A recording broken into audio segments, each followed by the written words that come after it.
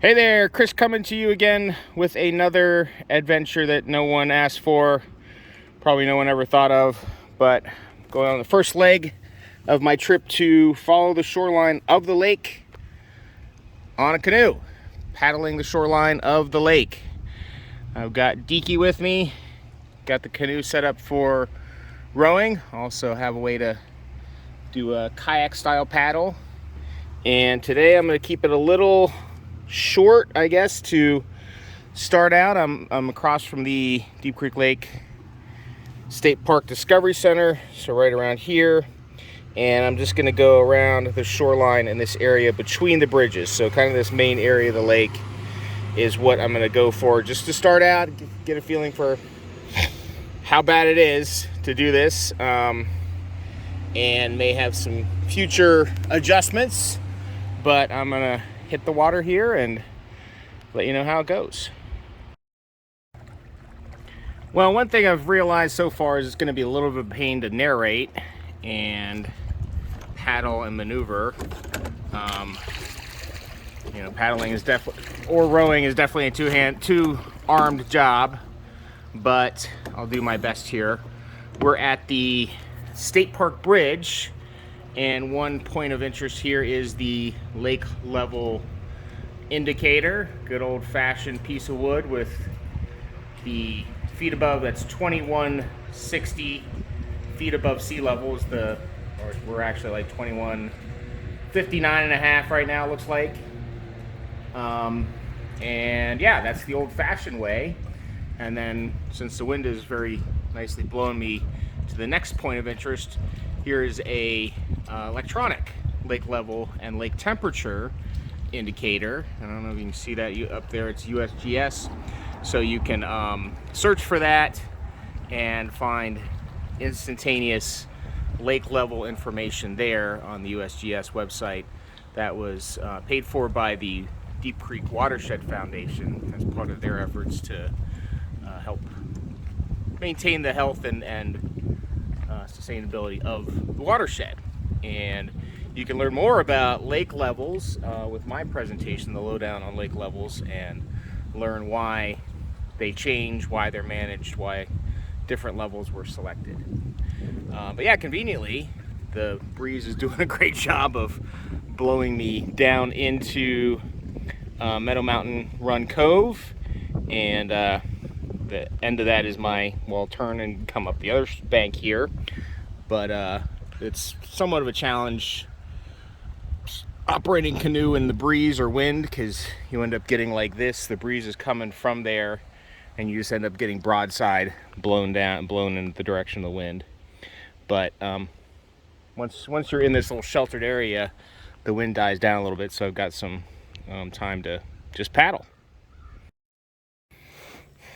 Okay, we're kind of coming to the last powerboat navigable stretch of Meadow Mountain Run Cove, and I've never seen a boat there actually that far in. Usually that's the furthest in, but this the lake level goes down over the season and can sometimes cause problems for people who have boats in this shallow water. So if you're surprised by that, hopefully your real estate agent, when they sold you the house, helped educate you on that. But you can definitely get smart about lake levels and what they're going to do by checking out some online resources. But really nice view from this part of the cove, just looking out. The weather's cleared up a good bit. Hopefully it stays like this for the rest of the day, and I'm gonna keep going to the very end until the furthest I can go in. Okay, this is as far back as I'm gonna go. There was a nice hawk there flying across. But yeah, great example of the awesome wildlife back here. Oh, kingfisher, I love them. They're my favorite bird. Okay, anyway, you can go back a fair bit more. You can kind of see it twists and turns a bit, especially when the beginning of the season, when the water's higher. That's a good time to go back there. There's Beaver Dam back there, and again, lots of great wildlife, especially birds, to check out. And but it gets to be a bit hairy going back there in a canoe, and it's shallow. So I'll stick to earlier in the season with a kayak. Maybe I'll come back next year and give you a little tour of the headwaters of Meadow, Mountain Road, and Cove. But we're gonna continue up along the shoreline here. Okay, we're about to cross back under the State Park Bridge. So we did just this little piece, but you can see the depth, how shallow it gets down at the end of that cove. So it's a good indication of what we saw down there. And just a nice shot along the where the state park is. Just, you know, the office is right beyond those trees. If you watched my Garrett County Pet Heaven video, this is one of the dog beaches, quote unquote, at the state park. So technically not for human swimming, but you can let your dogs swim here and get in and out of the water. So you can see that right next to the bridge there. Just go to the Discovery Center and bring your dog down here. And here we are at the Deep Creek Lake State Park Beach. Got a couple of beaches. Again, this is the only public lake access, the only place you can swim from the shore, a public space. If you're renting a house, or of course own a house that has a dock, that certainly is included, or if you're at a commercial establishment, whatever. But even though the state owns all of the land touching the lake, really the only swimming is allowed publicly from the beach here at the state park. And it's a great state park, usually packed. This is a Wednesday, and I think it's only about 11. A little blustery, but very sunny, shaping up to be a warm day at least. So we'll see if we get some more people out on this beach. Okay, I'm hanging onto the docks here at the Deep Creek Lake State Park boat ramp, and good break, but mainly it's just because every time I do a video I lose about 20 yards of distance. So it's nice to just have something to hang on to and be able to talk without stressing about which direction I'm floating and all that kind of stuff. But back that way, you know, was the state park beach. There's a nice little informal path along the shoreline. You can walk there from here. There's a nice little fishing pier there. And it's been a slog getting around that bend. It's been a pretty blustery day. Of course, as soon as I start doing the video, the wind dies down a bit, but you can see from the direction my flag is being blown in. I've been rowing into the wind. And that's pretty common for this piece right here. And it's pretty common just to have windy conditions here, so be aware of that. If you're using the boat ramp, it gets a little rough here, blowing either off the dock or into the dock, depending on which of the docks you're using here. But I'm gonna keep on pressing on. Okay, I'm at the mouth of Cherry Creek Cove right now. There is it would be State Park Road up there, the road, and then on the other side, Rock Lodge Road over there. And ooh, getting a little cramp turning around that hard. Stretch of houses along there from here to the boat ramp, and then we've got a nice stretch here going into Cherry Creek. Looks like the wind has died down a little bit, but it still was quite a slog going along that stretch. But we are right here now, and I doubt it. This is usually where all the boats tie up over the weekends and hang out and party in the sun, but probably won't see a lot of Party Central today. Just some nice quiet time on the lake. So you often see these buoys out in the water, and you know, on paper the purpose of them is to more a sailboat too, but people often use them to kind of create an additional standoff from their dock from boat traffic. And I think this one's a great idea. Because yeah, I mean, the purpose is to have a sailboat technically, but a boat more to it, so this creates a lot more visibility. You can always pick up a very cheap boat at the Lions Club auction in early June every year.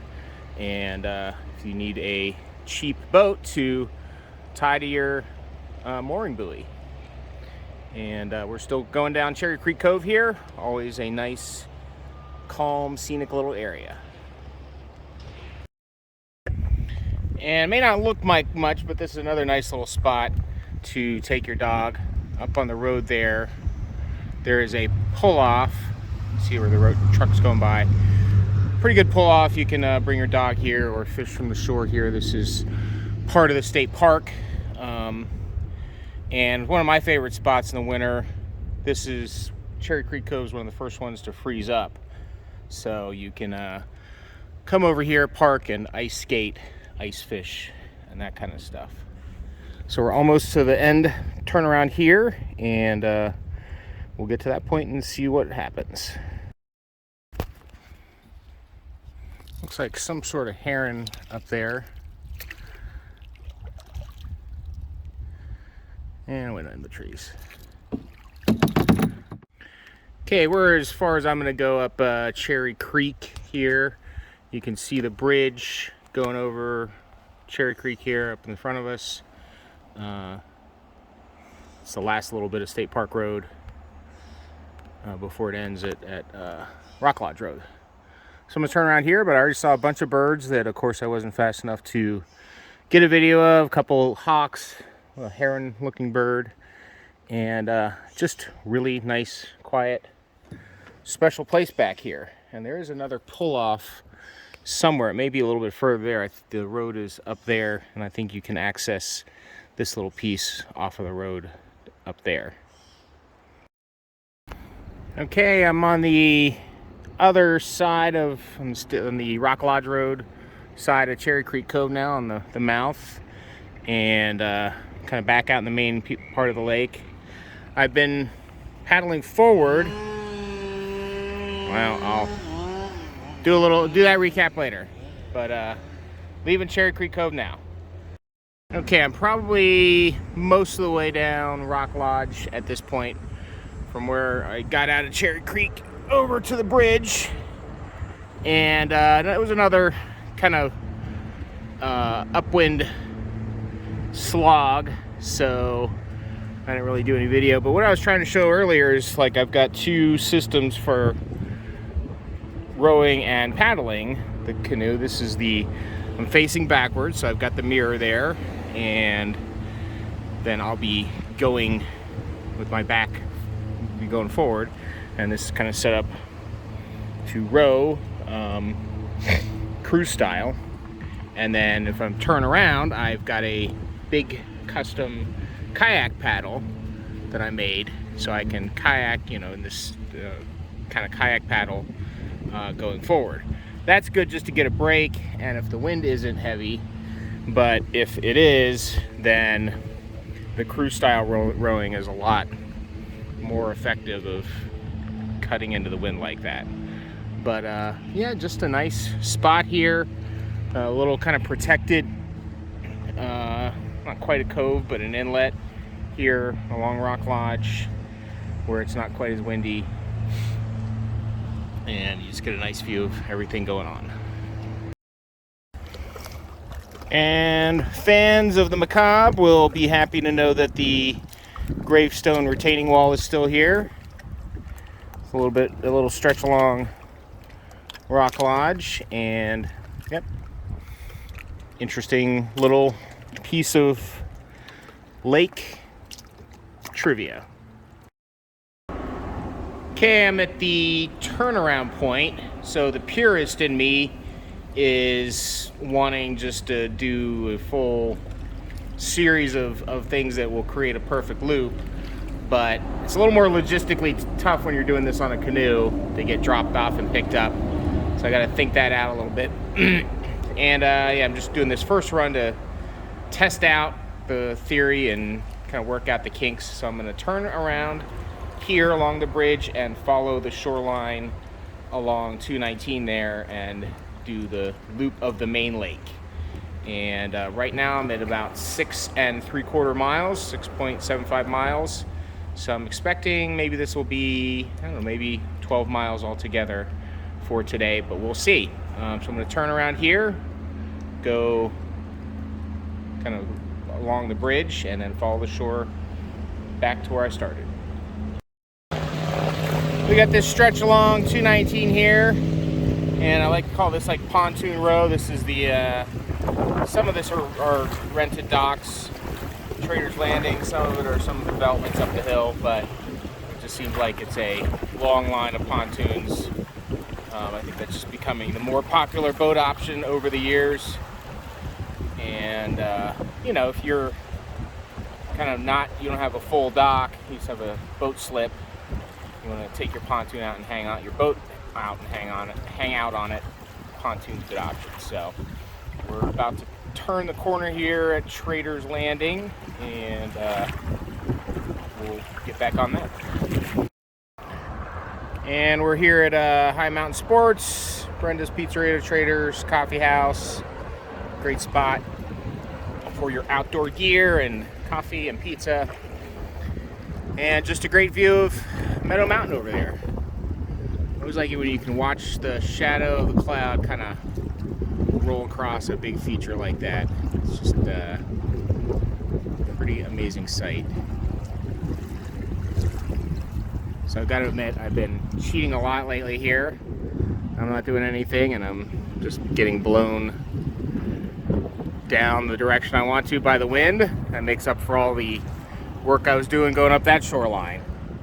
But I'll get straightened out here and do some real paddling in a second. I'm kind of coming down the strip here of lakefront dining businesses. We got Aces and Firewater, Uno's and Dutch's. I didn't really plan the trip very well. I think it's about 3 right now. Yeah, and I should have planned to stop in for a beer or snack or something, but really kind of almost done. That's where I'm going, off in the distance there, pretty much the State Park Bridge. So I'm just gonna knock out the rest of the trip. You know, part of the cool thing about being in a canoe is just being able to go in the more shallow areas and just see the bottom of the lake. This is, you know, if it was my power boat, I'd stay outside the buoys there because there are some stumps in here. But just some interesting things you see and some different perspectives you get when you're a little closer to shore. So this is Arrowhead Cove. We're going to go into this one, and it's our last cove of the day. Okay, we're at the end of Arrowhead Cove, and it's been a fairly up year as far as the lake levels. So this is the end of August 2023. I'm doing this video, and Arrowhead still has docks in. So that's fairly uncommon, but this is going to be a dredging project in the next year. So I'm sure people are going to be listening to these videos for decades beyond now. So here's a view of how the cove looks before the dredging. I don't know if it'll look any different afterwards, but it may. I'm at the Glendale Bridge, and again, the purists would just follow the shoreline, but I'm going to cut across the bridge, follow the bridge span, and go along the shoreline back to my dock. Okay, I'm being a pretty big slacker now. Wind is definitely just going to blow me right back in to my dock, but I'll take it. It's been a pretty blustery day out here, and I've been doing a lot of fighting against the wind, so it's nice to ride it for a bit. I'll get back and do a little recap of today's paddling. Okay, and I'm back, and here's a little wrap up of what I did today. Started down here and went counterclockwise around, came to 219 Bridge, kept going, and then down to the Glendale Bridge. Overall, this is about 11 miles. The activity tracker kind of flaked out on me, but doing it on the laptop, it was about 11 miles, just sketching it out, and took about 5 hours. So it's I got a good bit of lake to go, but maybe, since I was estimated, you know, the lake is 65 to 70 miles of shoreline, but doing it by boat, you're kind of within, you know, inside of the shoreline. So over the aggregate, I don't know how much that's going to cut off. It's going to be less distance going by boat, so we will see. But hope to get back out and do maybe the northern section another time soon, and then the south end is going to be maybe a overnight in the canoe on the lake. So I'll do half of it, and then the other half the next day. We will see, but until my next trip, hope to see you out and about on the lake.